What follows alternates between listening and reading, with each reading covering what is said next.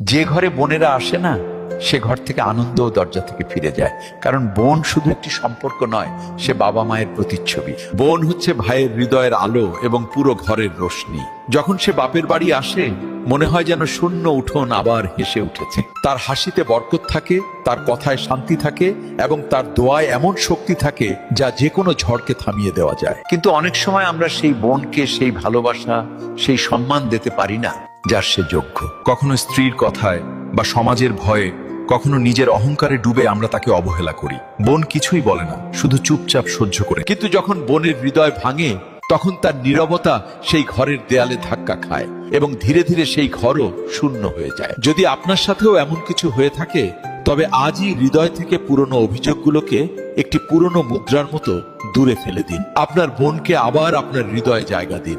তারপর দেখবেন ৩-৪ মাসেরই মধ্যেই আপনার ঘর আবার হেসে উঠবে, সমস্ত আনন্দ ফিরে আসবে এবং আপনার হৃদয়ও শান্তি পাবে। একবার চেষ্টা করেই দেখুন, বোনের ভালোবাসায় সৃষ্টিকর্তার রহমত লুকিয়ে থাকে। আর যদি এই কথাগুলো আপনার কাছে সত্যি মনে হয়, তবে এই ভিডিও শেয়ার করুন, যাতে অন্য কোনো বোনও আবারও হাসতে পারে